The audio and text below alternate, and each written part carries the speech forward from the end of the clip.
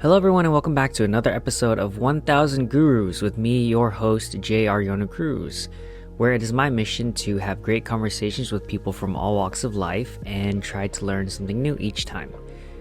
So today's guest is a friend of mine, Travis Trinh. Travis Trinh is the closet nerd that grew into an extroverted nerd. Travis is also an anime, cosplay, fitness, and bowling enthusiast. So this was a ton of fun to record. Travis and I have a lot of common interests and values. We're about the same age, so we come from the same generation. We'll see each other here and there at social gatherings and sometimes dance events, but it's always fun for me to pick his brain on what he's working on and what he's been up to and learning these days. So it was fun to do so finally in a formal setting. We talk about his career in engineering, anime, Cobra Kai, being the main character in your life, cosplay, fitness, bowling, and the list goes on. Definitely didn't get to touch upon all the topics we wanted to, but hopefully we'll be able to schedule a part 2 sometime. So without further ado, hope you enjoy this episode with Travis Trinh. Cool. Travis, welcome to the show. Oh, thanks for having me, man. Yeah. I've seen your podcast like all over, so I'm like, I finally got invited. You're like, I got the invite. I got the golden ticket. Yeah, no, I'm glad you were able to make it. Glad we were able to schedule it. You've definitely been on my list. It's kind of just have to go through my whole list of people. But yeah, let me go into how I know you. I've already read your bio. So basically, we met in actually November 2021. So we'll show that video after this. But so we met through Untitled. Mm-hmm. We did the 17 cover rock with you at Santa Monica Pier. We were just talking about that before. Great cover. Yeah, it was such a good cover. Yeah. And like my first impression of you was, well, someone told me that like you were the oldest guy.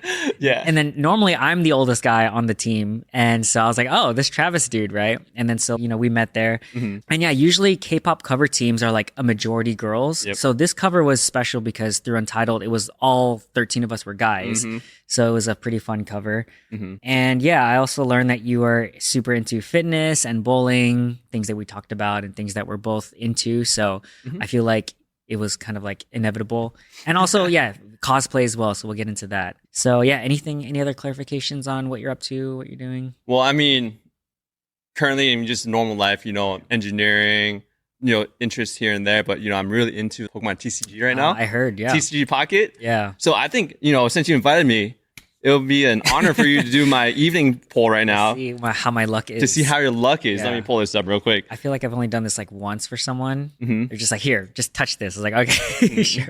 Yeah, so basically you're going to pick this pack, and then you're going to open it. Can you explain to the audience they're not familiar with Pokemon TCG? Mm-hmm. What is it? So it's basically a mini-sized trading card game. Mm-hmm. It's really limited based on the rules compared to the normal trading card game. So since it's so simple, a lot of people love playing it. And a lot of people just like the dopamine of opening packs and potentially getting a rare card. I love dopamine, yeah. Exactly. So I have a lot of friends who just play without even battling. And they just try to open the packs and get lucky, right? Yeah. What we're doing right now. So this is the newest pack. The what's it called? A Triumphant Light with Arceus. So we're going to click here. We're going to click open. Yeah. And then you're going to select. There's going to be a wheel of cards, right? Okay. So you can roll, just use here and pick one. Just pick one? Yeah, pick one and then tap it. All right. Okay, it's going to tell you to swipe open the top right there. Like yep. This? You cut it. See, did you get lucky? I don't know. What? Okay, so let's not peek, right? So you just tap one at a time to see if you got something good. So let's see. Tap. Yep. Okay, there's 5 cards in the pack, so that's second one. I don't know who Hodoom is. Krogunk. Okay. Usually the 5th card's the best one, so let's see what's up. Clefable. All right. Okay. It's not sparkled a little. It's a little sparkle. The 2 diamond. All right. Yeah. But I think that's it. Okay. Yeah. So not cool. Yeah. Nice. I'm not lucky. Woo. It's all good. Because then I would have been swarmed by people like, oh no, we need Jar's luck. So that you saved me.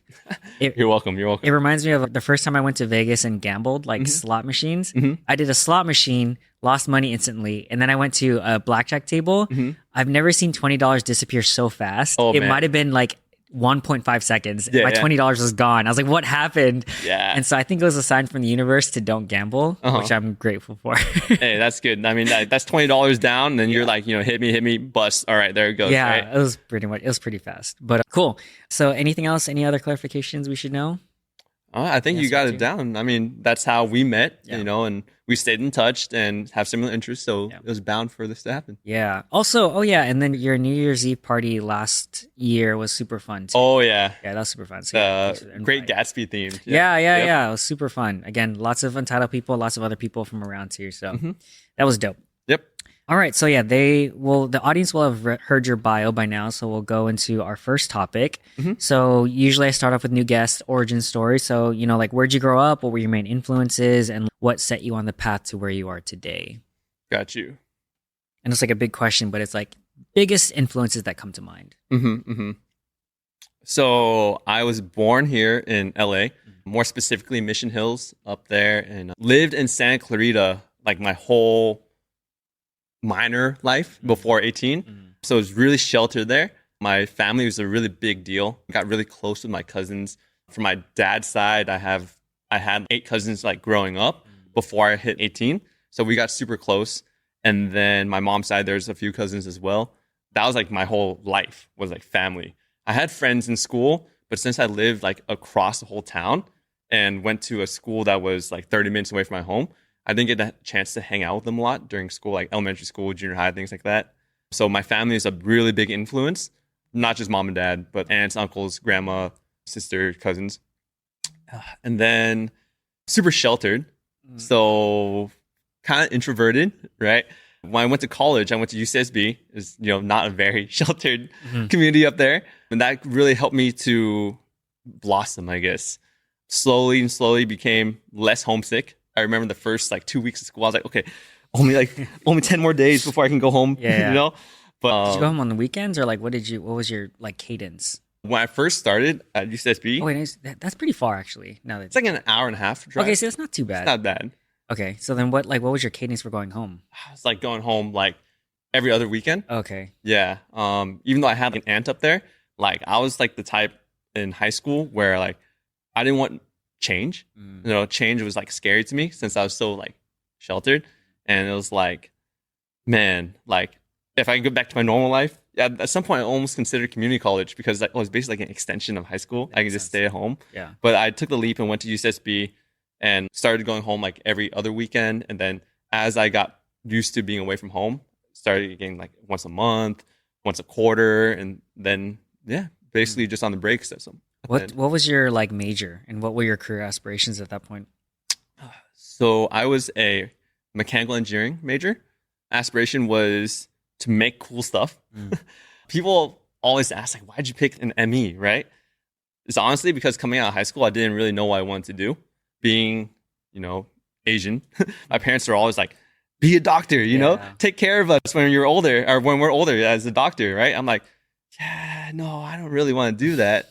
So I was like, what else is kind of interesting? And I liked Legos. I liked building Gundam model kits like growing up. So I was like, I want to make cool stuff, but I don't know what I want to make. So I think mechanical engineering gives me the most flexibility of going into the media industry, like special effects or automotive, aerospace. So that's why I picked mechanical engineering because I didn't really know what I really wanted. Okay. So then near the end of your college life and then going into like the working life, was there a transition there? And what was your, I guess, career trajectory at that point? Yeah, again, since I was like I am like the oldest of my family in terms of all the cousins, right? I didn't really have footsteps to follow. Didn't know what the working life is going to be like. So there was a transition period where, yes, I'm graduating college with a mechanical engineering degree, but I don't know what I really want to do yet. What options are out there? Looking back, I kind of have other ideas of what I would have done, but I basically was just applying for jobs that were taking like any, newly grad engineer. I got a position at a company that was close to UCSB, fortunately, and I was able to get my foot in the door there. And working there kind of opened my eyes on the different types of engineering for mechanical engineers. And I became more of a process/manufacturing engineer. So not designing the actual product, but how to make it. And that's similar to what I was interested in because I was like, I like putting things together. I like getting my hands dirty. And I don't want to just sit in the computer and just like design it all. Gotcha. Design's still cool. Yeah. I still get to do it as a manufacturing engineer, like tooling and things like that. Yeah. But I wanted to get like on the field too and get my hands dirty making stuff. Okay. So then fast forward 10-ish years later. So what are you doing now? And I know you're going back to school at UCLA for like project management, right? So what do you currently do? So I'm currently a supervisor of manufacturing engineers. So you evolved into a supervisor. I've slowly evolved into a supervisor. Yeah. If you asked me 5 years ago when I got the position at my current company, will you be a supervisor? Nah. I don't want to be a manager. I want to be like the most technical, like the smartest chief engineer out there, where I'm like go-to guy for everyone's technical questions. Yeah. But I slowly evolved into this managerial supervisor role because our previous supervisor left, and I really liked how our core team dynamic was going, and I didn't want an outsider to come in and get the position and change it all up. So I'm like, I guess I'll take one for the team. Yeah. I'll step up and become the supervisor, and it's been pretty solid. So have you done management before then? Or is that like why you're kind of doing project management or like getting education there? There was no management in terms of like professionally. Yeah. I was the founder of SS805 at UCSB, their K-pop dance team. So I had some like leadership roles there. I've slowly always drifted towards some sort of leadership, captain of the bowling team, intramural soccer, captain, and Pokemon Go community up there. I was kind of leading that too, but never like a professional managerial role. So I was going to ask in that sense, so you've had all these experiences like learning how to be a leader and manager. Were there any, I guess, what were the growing pains of you now having to step up to this supervisor role? And I guess, you've done this in other ways, but like anything stands out to you or comes to mind? Learning to delegate, because I'm coming from a place where I'm like super technical and getting my hands dirty and going out there solving problems myself. But then when you become a supervisor or like a higher level, all your tasks get multiplied tenfold. So if you're trying to do everything yourself, it's really difficult. And I try to look out after my teams. Like, don't want to overload them with work, but then you end up taking a lot on yourself. So you really have to learn how to trust your team and start delegating that stuff. Versus all the other things I managed before were more like self-managed. Even though I was like leading things, it wasn't a whole lot of delegating stuff to other people to do. So I think that's definitely the toughest part. That makes sense. Are the people, not that this matters too much, but are there the people that you manage, are they younger than you or are there some older than you? Or what's the vibe? It's a mix. I'm on if you took like the median, I'm like on the upper end of the median. Gotcha. But I definitely have some people on my team who are like older than me. My team is comprised of 10 people, including me at this point, and I believe there are 1, 2, 3, 4 people older than me. Yeah. So it's like I'm like in the middle in that way. But that makes sense. Weird tangent. What is your MBTI? Oh, shoot. Do you remember? I don't remember. Okay. Is that the one MBTI? Is that the one with the 4 letters? Yeah, the 4 letters. I am INTJ or ENTJ in leadership roles. Do you know if you're introverted or extroverted? I'm extroverted when I do that one. Are you like more what's in front of you or more like creative vision, like future thinking imagination? I'm the future thinking one, the creative. Okay. Because I remember people thought it was really weird because they knew I was an engineer. So it's like engineers are always like, That's why I asked. Yeah, that's what I thought. Are you like more systematic, organized, or more of the kind of spontaneous? Oh, definitely. Okay, it depends who you ask. Gotcha. Right? Spontaneous in terms of going and doing stuff, having fun, and even work. I like to bounce around different things. But in terms of my like routine, I'm almost like systematic, like gym every day. Makes sense. Yeah, I feel that. Okay, I don't know if that helps anyone else, but just for my context, I'm starting to get a feel for you.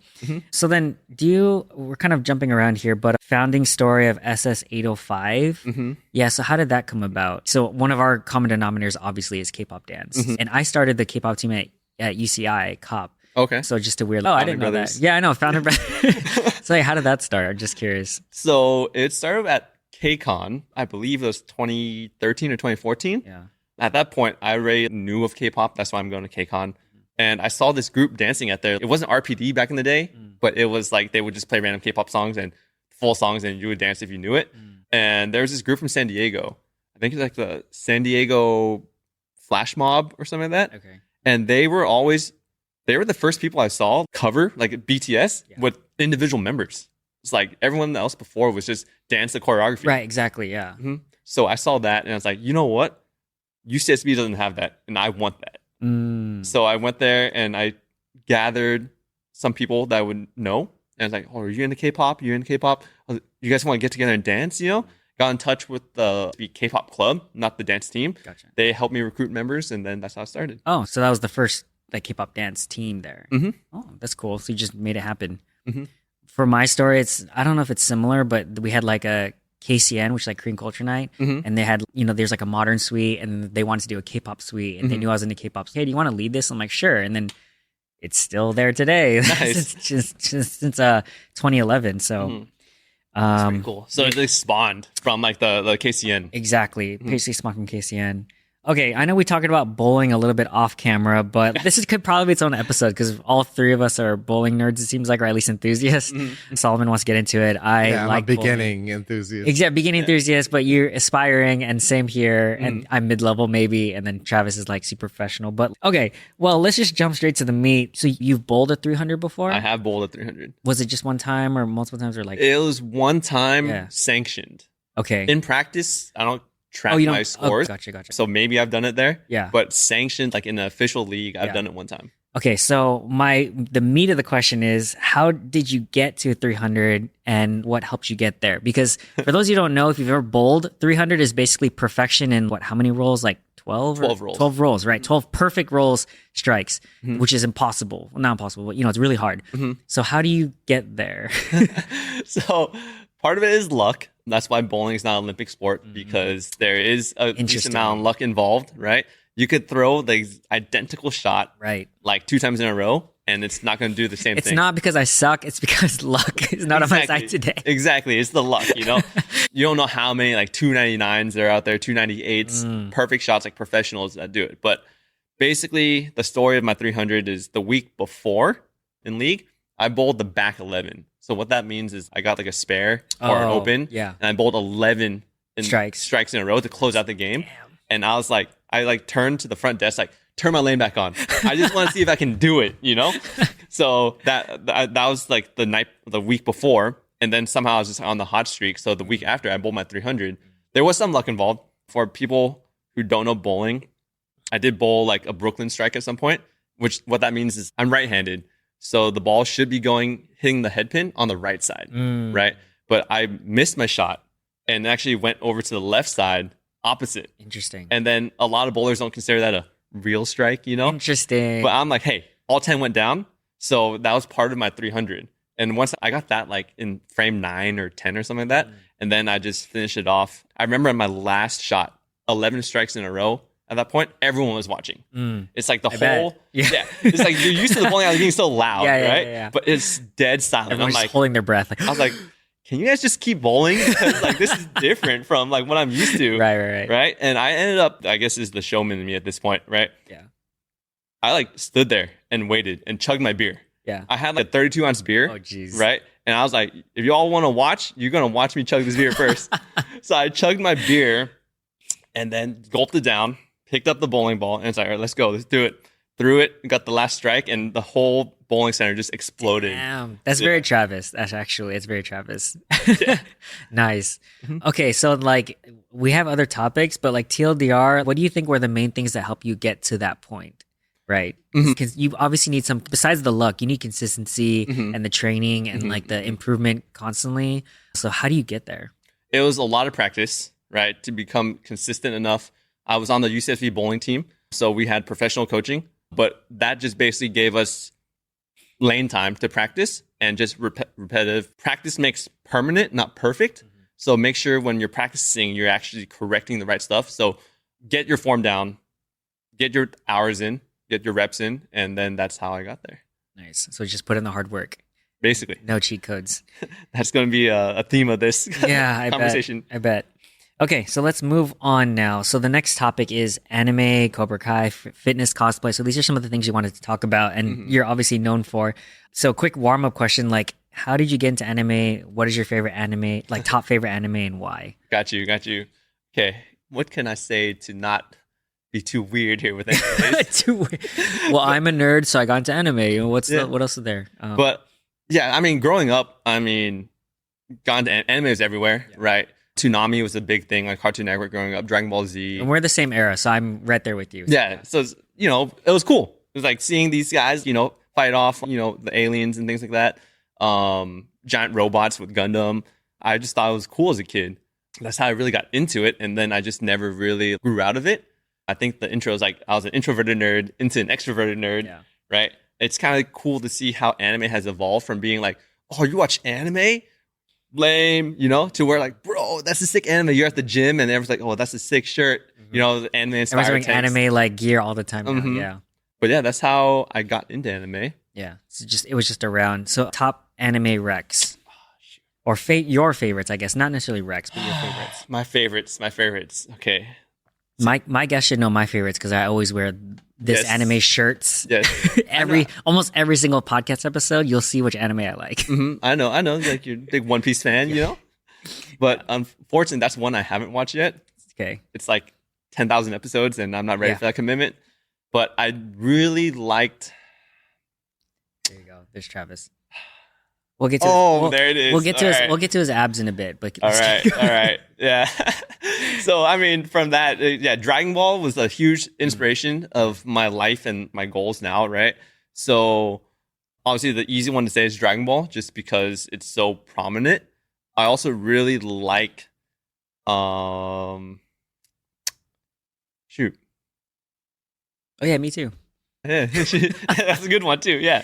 Obviously, I liked Gundam a lot growing up. That's why I'm like such an avid fan of building Gundam models right now. Yeah. I do have to go back and watch the original ones.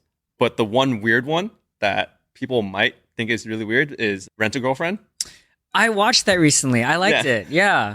I don't want to say guilty pleasure because I don't Yeah, I watch get it what you for mean. the guilty I part. get what you mean. You Yeah. know? So what do you like about it? It just maybe this isn't a good reason, but it had a really good way of leaving you hanging of like when you watch the next episode, right? It did. You can kind of relate. I think the main character sort of relates to old Travis, like high school Travis, who's still a little bit in me too, you know? I feel it. Yeah, whereas you're not the most confident guy, or the main character's not the most confident guy, and he's just a good guy at heart. He seems a little weird at first, you know, with the way they introduce him, but like he's just honestly a good guy. And I like watching good guys who aren't like the most popular and the most successful or whatever, like really get their shot in life, right? Because that's why I aspire to be like just a good guy. And in that show, the main character is deemed like the loser or reject. And Hence why he rents girlfriends. that's why he rents girlfriends, right? But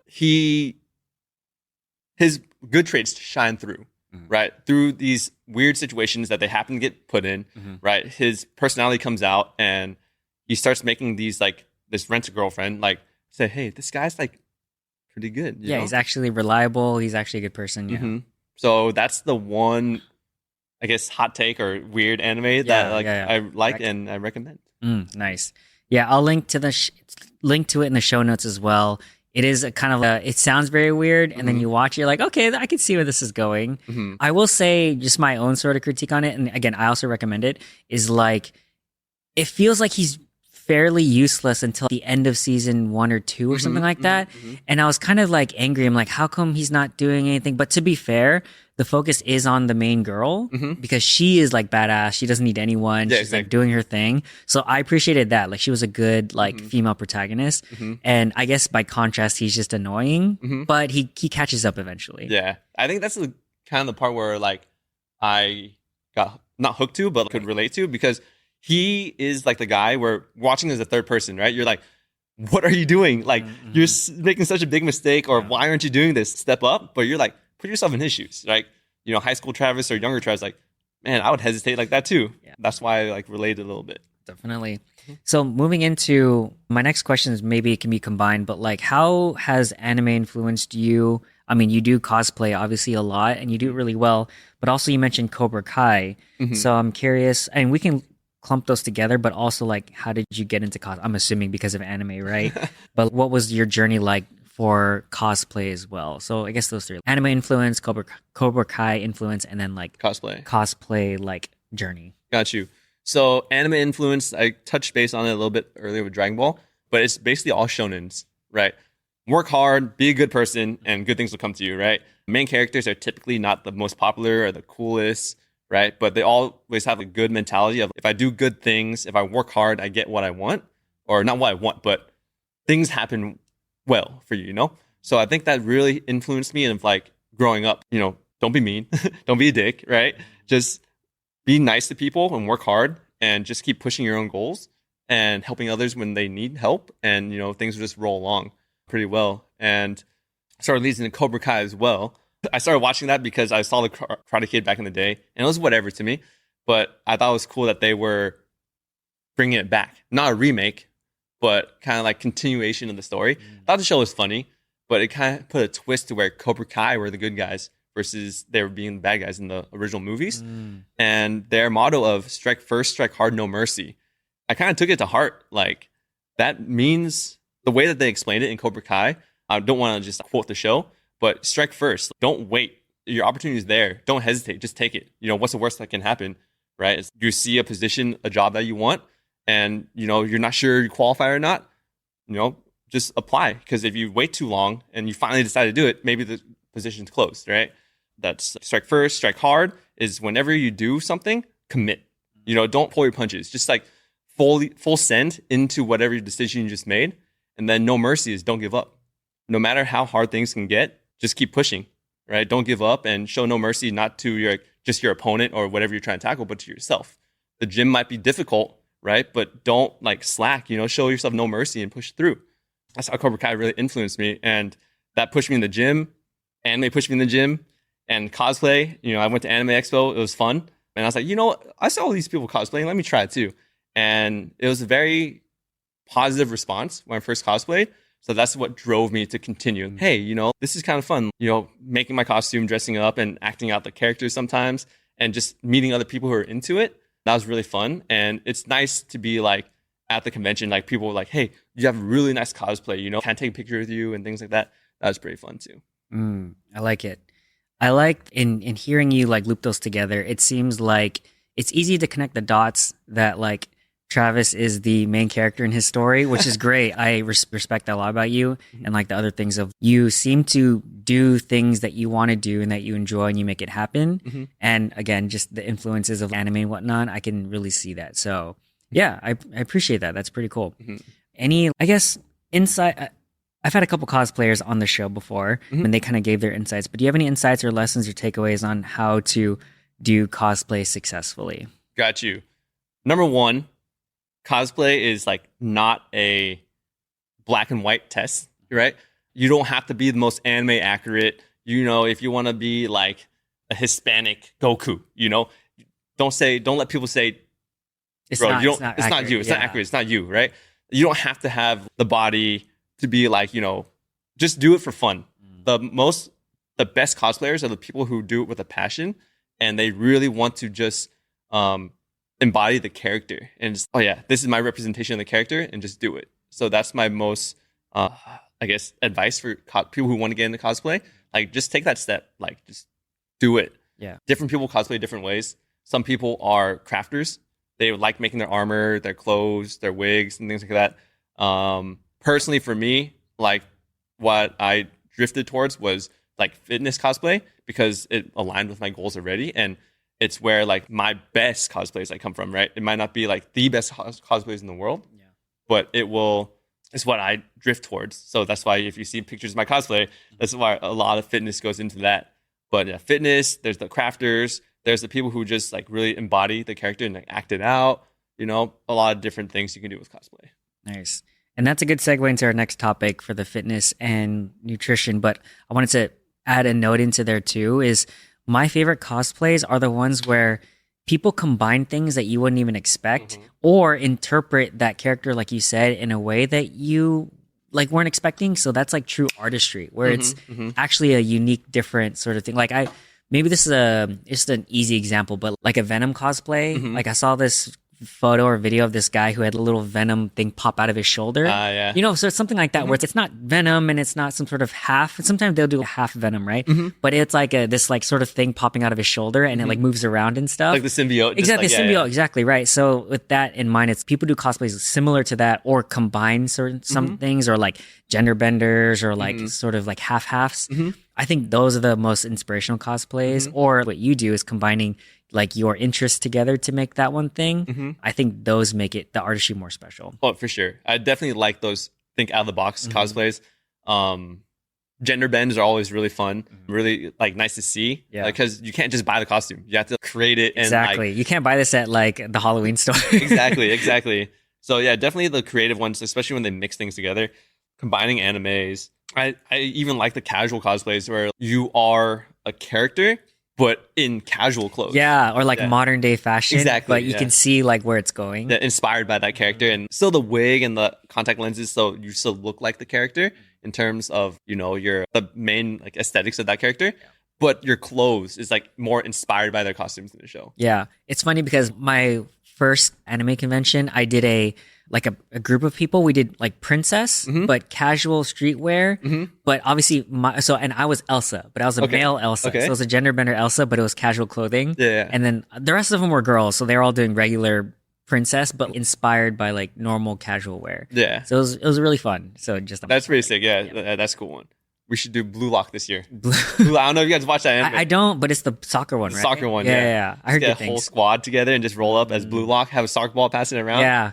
That'll be fun. It's funny because for choreos, we did this Pasadena anime convention a year and a half ago, something like that. And our costume was Haikyuu. Okay. And I watched the movie randomly and it was great, but I don't watch the anime. And so I was like, I don't know who number 11 is, but that's who I am.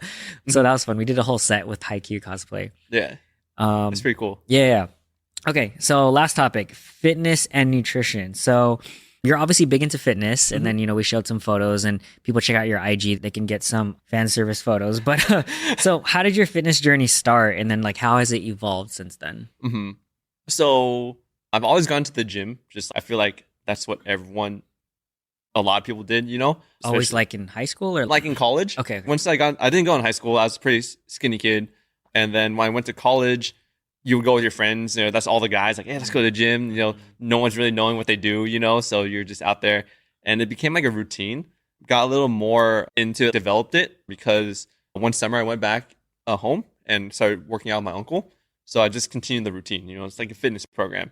And I would go to the gym like every day after work, after I graduated college. And then eventually my friend that I was going to the gym with, he moved away. So we had a routine to go, every other day. And then when he moved away, I was like, well, shoot, I don't know what to do anymore. I don't have the routine with him. So I started going every day because I had no one to go with. And then I started looking into like, different splits and things like that. How can I get, what can I work out more? And then it just really evolved from there. And yeah, one day I like looked in the mirror. Well, I guess this is part of it too. Like I looked in the mirror and I was like, what happened? I used to play soccer every day. I used to be like pretty skinny and fit, but I don't look like that anymore. So then that's when I actually started getting more into the nutrition side of it, because working out and not really knowing what you do will get you stronger, but your body really reacts better to nutrition. Right. So I guess the question is, why did you go to the gym? What were your goals? I see. So again, I started off just like going to, stay fit, stay healthy. Seemed like the thing to do for everyone, right? You want to be in shape, and not gain too much weight, You go to the gym. It's like an aesthetic sort of. Kind of aesthetics, but more health as well too. Health and aesthetics. Yeah, I grew up with high cholesterol as a kid. So I was always like pushed into doing sports and like fitness with my parents. And as I started working out more in the gym, I started like seeing the gains. And I'm like, oh, that's nice. So I just kept going with it. More for like personal, I guess aesthetics would be one thing, but like I liked how I looked when I went to the gym. Right. And then, I mean, like I had my trainer on the show too. And I think you can't really put a price tag on how you feel health-wise, right? Like energy and how you feel. But also I wouldn't discount like the confidence you get with, respecting your body, but also sculpting it to the way you want. That boosts, like it kind of transitions to everything else in your life, because if you can physically get your body to a point where you feel great, that it'll only help everything else out. Of course. So I feel that too. So then at some point you started to learn more about the nutrition side and then get into, is it fair to say like more bodybuilding since you do cosplay? Bodybuilding sense of body composition, right? And then you start doing that more. Was it just for yourself and then you kind of stumbled into like fitness cosplay or? Yeah, it was more so for myself at first. Yeah. And then it wasn't like cosplay was like my number one thing in my mind. I wasn't working out for cosplay, but I started, like I said, I looked in the mirror and I'm like, oh, I'm getting stronger, but I'm not really liking how I look. So I just looked into like nutrition and, the macros, the calorie counting and things like that. And yeah, that's how I got into the nutrition side of it. And that's combined with working out is how I get the body I have now for like cosplays. Yeah. So then my questions are, and we've talked about this before because I always like picking your brain on how you do nutrition and stuff. But what were some of the biggest challenges in your body composition sort of journey, and then maybe some of the best lessons that you've learned of trying to recomp your body? Got it. like the biggest challenge at first was just getting into nutrition, right? You're used to just eating whatever you want, and eating was more for, obviously to feed your body, but you eat what you want and enjoy it and just live your life that way. But in terms of nutrition for the gym, you have to start really paying attention to what you eat. More so like how much you eat rather than what you eat is like my philosophy of it. So that's like the biggest challenge, was starting to like track the calories and macros. And the biggest lesson I learned is don't restrict yourself saying, oh, I need to eat like this type of food, or, oh, you know what? This influencer or this like article says I have to eat this type of food or do this type of thing and eat before a certain time of the day. And I can't do that. That doesn't work in my life. So I'm just not going to do it. So the biggest lesson is find what works for you and stick with it, because consistency is the number one thing. What do you think people get wrong in their own sort of nutrition or fitness journey in that sense? I have my own ideas, because people will talk about, oh, what are your goals? And they're like, oh, I want to lose weight or get cut or get more tone and all this other stuff. But then ask them, are you tracking your food and what are you doing? And then it goes in a bunch of different directions. But what do you think people get wrong mostly about nutrition that you've learned? Like, for sure, people think about what they eat more than how much they eat. Oh, this is healthy. I can eat like 8,000 calories of this, right? Yeah. Or it's like they don't know how many calories because they don't track. Yeah. Tracking is not hard, but it's tedious. Right. No one wants to track. But people are always like, oh yeah, I can't eat French fries. I can't eat carbs. I can't eat this because that's what's going to make me fat or not lose weight, right? And then they start eating like salads or fruits and good stuff to eat, right? But they don't track it. So they feel like they're eating all that stuff and then they're going to get healthier, but they're just eating too much of it. And then also cheat days, honestly, because if people are too restrictive with their diets, they feel like, oh, I'm looking forward to my cheat day. I need my cheat days or else I can't hold on to this. And their cheat days basically erase all their work for the week. That's what my opinion of it is, because those cheat days, when you average it out for the rest of the week, it just ends up like netting zero, right? It's like math, right? It's all math. It's super simple. It's just numbers. It's like simple, but not easy, but it's simple. Like it's straightforward, right? It's straightforward. I'm not going to downplay the importance of macros and micros, and eating certain foods will help you improve certain things in your body. But to get started, all it is numbers. Engineer, right? So all it is calories in minus calories out. And if you're at a deficit, you're going to lose weight. If you're at a surplus, you're going to gain weight. And how that weight is distributed is kind of based on how often you work out and what you work out. But that's the basic part of it. And that's why it's so simple. So now a more technical question to get into it for all the fitness nerds or people. I think this is one of the biggest questions. What was body recomposition and then body fat percentage going down for your cosplays? What was like the most successful, or what was your body fat percentage for like your best cosplay when you're trying to really lean down? So my best body fat percentage overall has been between 10 and 11%. I do a body spec scan every summer right before Anime Expo, just see progress year over year, right? And it actually tells you like the composition like everywhere. Right, like each area. Exactly. So if you're just looking like lowest percent like anywhere, I've gotten my abs down to 7%. Okay. And I don't know how I guess that's genetics of where it loses. Yeah. But my abs have gone to just like 7%, but like combining with my legs and my arms and everything, it was like an average of 11%, 10% body fat was my lowest. Cool. So then the big question is, how do you lose fat? Okay. Right? I think most people want to know that, right? So how do you get down to ab 7% and full body 10, 11%? So that's like the simple part, right? It's just math. Literally, it's not like a secret. I will tell anyone who asks me. What I do first is I establish my equilibrium or my baseline. So with my lifestyle, I work out 6 days a week, typically, and go to work and all that stuff. And just keeping it consistent, I needed to eat at that point maybe like 2,200 calories to maintain a day, right? I did that by doing my normal gym thing, weighing myself every morning, and then taking like that first week's average and then track my calories for that first week as well, just like what do I need to survive in terms of my normal life, not because I'm trying to starve myself. Yeah. And then the second week, I did the exact same thing where I would eat the exact same number of calories and keep a consistent workout schedule again. And if my body weight average for the week stayed the same between first and second week, I know that's my baseline. So from there, I just subtract 200 calories a day. So 200 calories like a bag of chips. So one bag of chips less a day. And I did it for 2 to 3 months, depending on how hard I wanted to cut. And then you get the body you want.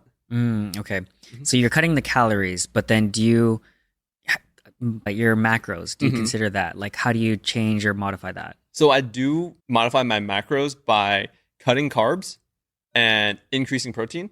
So I have a lot of protein in my diet, and I limited my carbs down to 50 grams a day at one point. And honestly, that was me like following what I've heard about like keto and stuff like that. And it kind of works. So it's more of a keto like approach to your macros. A little more keto because I'm not purely fat and it's proteins. Like 50 grams or whatever. Yeah, I still have a little bit of carbs because I need to fuel my like workouts and stuff in my life. Yeah. Just going back and looking at like my body and everything like that, I had really strict, I guess, cutback on carbs before. And then I had other cuts where I didn't limit carbs as much. I'm talking about like 150 grams a day, right?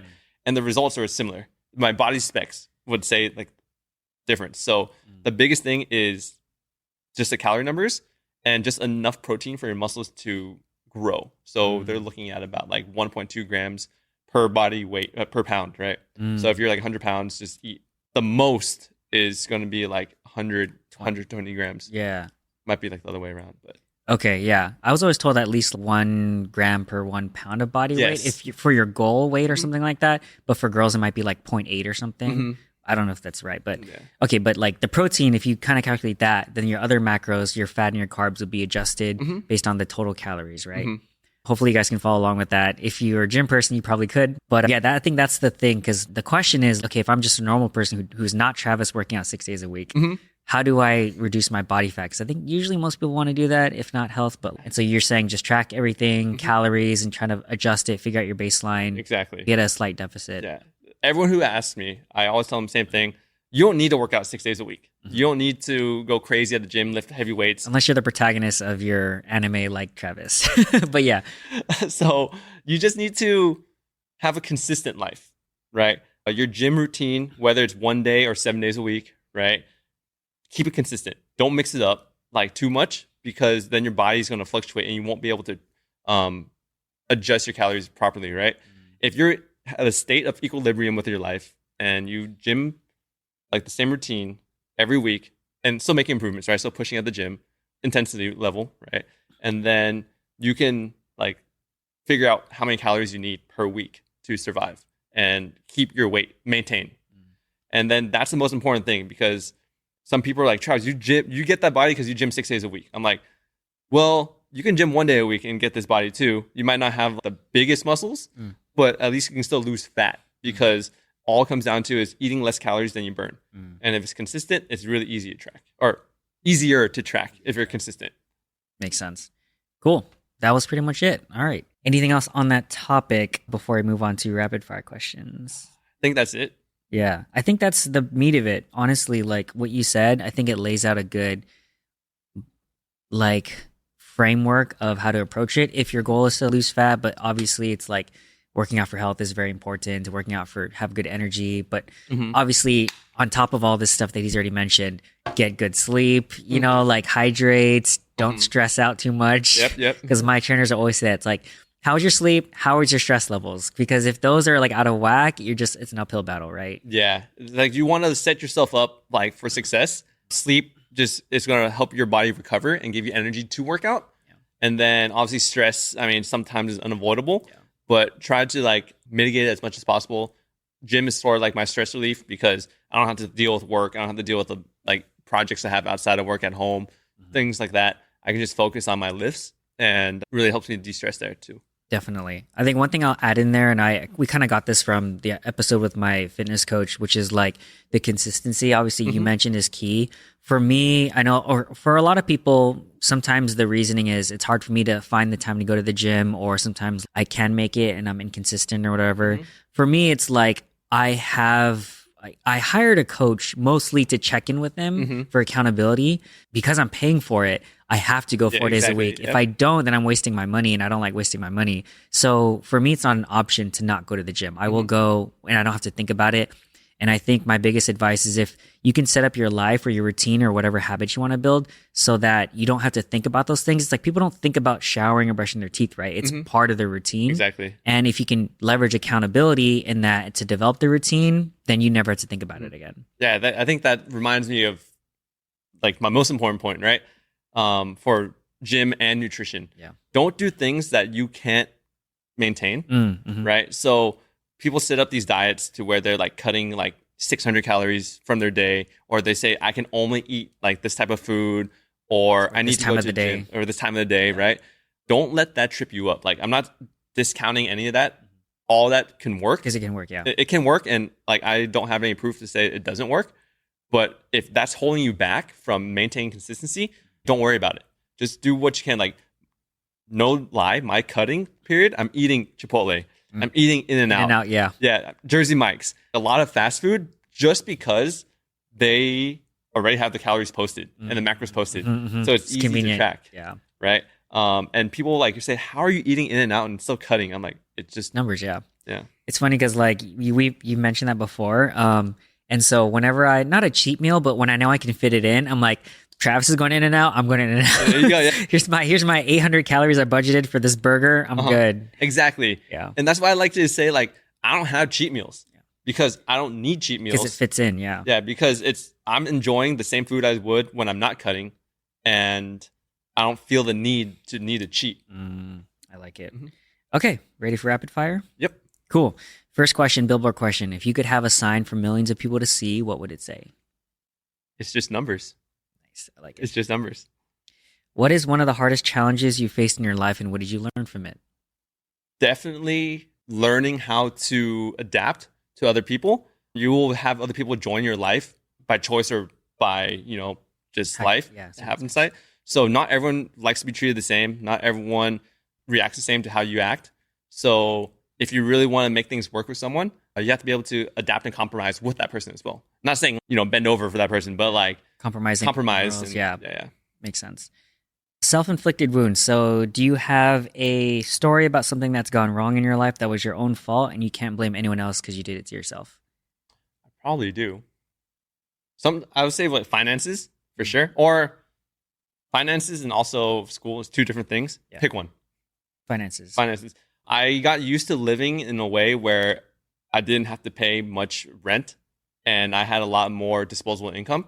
And then when I bought my house, I wasn't really used to that, not having as much disposable income. And it wasn't like I was like losing money or was like in debt, but I definitely wasn't building money, right? And I had to learn how to adjust that and account for that because now I have way more expenses from when I didn't have a consistent mortgage payment. Right, that makes sense. I like that.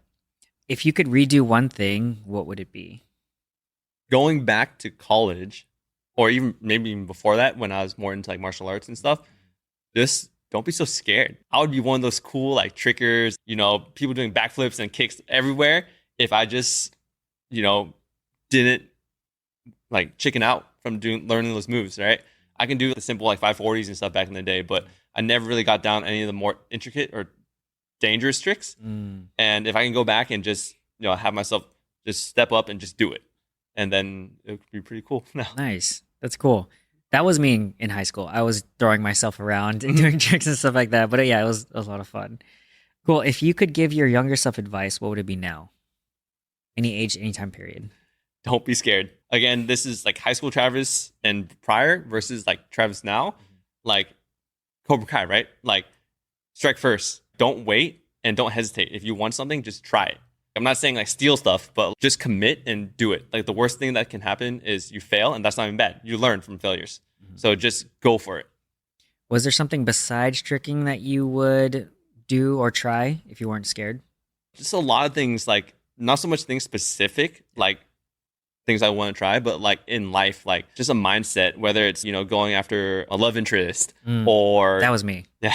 That was the scariest thing I've ever done in high school was asking a girl out. Exactly. Oh my God. That's the biggest fear. for like most guys. But yeah, just go after your love interests, go after your hobbies. If you want to play a sport, just do it. You know, don't be worried about what other people think. Just go out there and do it. Nice. I like it. In the last few years, what new belief, behavior, or habit has improved your life? Few years. Recently. Yeah, definitely taking time to relax, right? Sometimes I really like to pack my schedule out and just like go, go, go, go, go, and never really get a chance to slow down and stop. But taking a little bit of time every day to just, this is typically for me right before bed, just relax and just to have like at least 15, 30 minutes of nothing, right? To really recenter and just, you know, don't worry about stress or anything. That just be yourself, be away from everything, and just relax. I like that. I feel like I also want to do more of that, like just time of disconnected from everything and just start up and a wind down like period after I wake up and before I go to sleep. I think that's like my ideal, but it's just too much of, all right, the first thing is phone and the last thing is phone. Yeah. Everyone like winds down and like starts up a little differently. Yeah. You know, if you start up with playing a couple matches of Pokemon TCG in the morning to get your brain going, that's all you. This is Travis talking to himself. Hey, if you need to open up a few packs, you know, just do it. Yeah, if you need to open up some packs to get awake, you know, then go for it, right? But there's no right or wrong thing. Right. Everyone's different. Who would you call successful, and how do you define success? I would say my mom and dad, for sure. They're super successful, not because they're like the most wealthy people in the world, but they came from nothing. Like my dad came from a refugee camp, right? And he was able to build a life here. He didn't know my mom, like when they came here from refugee camps, they actually met here. But coming as a refugee, working his way up to become like a manager or at his old company before he retired, and having even like a partial ownership of that company because he worked there for so long. And the owner's like, you deserve like 15% of this company or something like that. Yeah. He, like my mom and dad came from nothing. They're able to start good lives here in America and raise me and my sister to be the people we are right now and at least semi-successful. That's success right there. Like being able to not just help yourself, but help others like continue to grow. I love it. If you knew you couldn't fail, what would you be doing right now, or what would you try? If I couldn't fail. Besides opening up more packs. Yes. Got packs every time. Yeah. And if I couldn't fail, I would honestly shoot for, I'm not saying I hate my job or anything, but like a more entertaining job. I really want to be able to use my skills of manufacturing and creativity to make things for people to smile. So the job in mind is my company doesn't, I'm not saying I'm going to quit, okay? Yeah. But being like an Imagineer for Disney, like you get to manufacture and create like really like interesting and technological things that people get to go enjoy, right? Your technology, your creation is like making people smile. And that's something that I would like to try if I couldn't fail. Do you have a favorite hot take or something that you think most people wouldn't agree with? Rent a Girlfriend's a good anime. Nice. I like it. What is one of the best or most worthwhile investments that you've made in either time, money, energy, etc.? The gym. Yeah, I'd say like just getting into fitness and nutrition, like energy, you know, aesthetics, just everything came from, you know, being able to invest time in the gym. Favorite recent purchase in the $50 to $100 range that has impacted your life the most in the last, let's say, 6 months? 50 to 100 range? We can change the parameters, but it's basically like a relatively cheap purchase that impacted you recently. I don't think a cheap that's a good question. Because you don't really remember cheap purchases. This is like a consumerism question. Yeah. Something that people could pick up.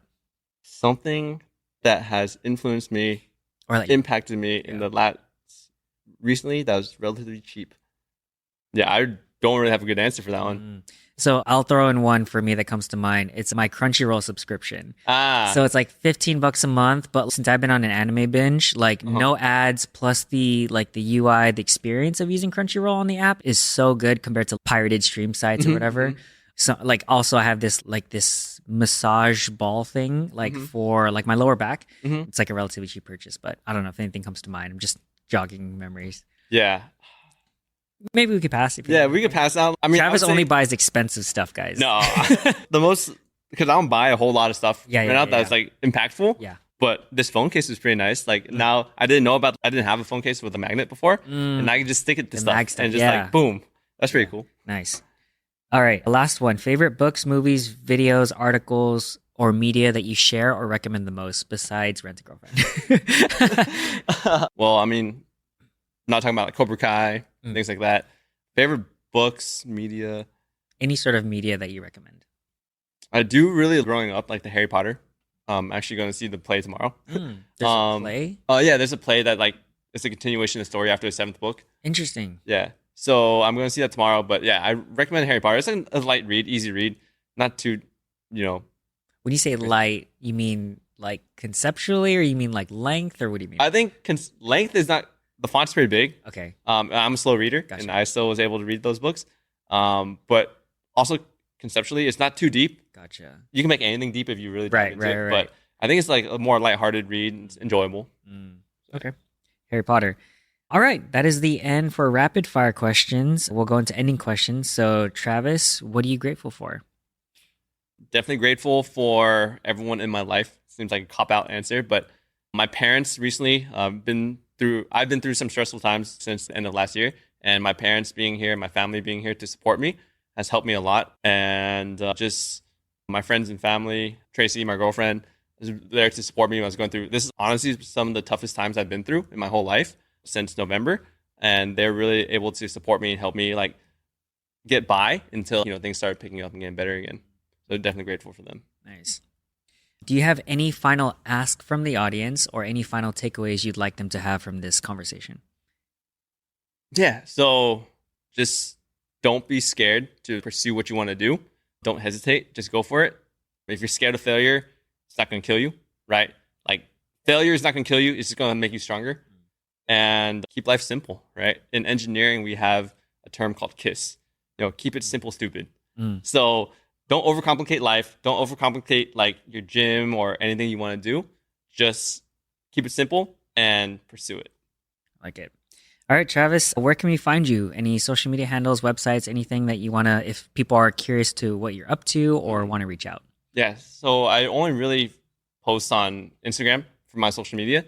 So at official T_T. Nice. And I dance with Untitled. So you can find me there for their dance videos, and also dance and feature in other people's dance videos too. But basically Instagram. Nice. Find me there. Cool. We love it. All right. Thank you, Travis, again for being here. I really appreciate it. I learned a lot from this conversation, and you have a lot of great insights. So thank you. It was a pleasure. Thank you for inviting me, and really had a fun time talking to you today. Nice. Cool. All right. Final sign off from my audience. So thank you guys for being here. I really appreciate it. Remember to always be kind to other people, especially yourself. And reminder that there's always something you can learn from someone if you take the time to listen. So thanks for being here.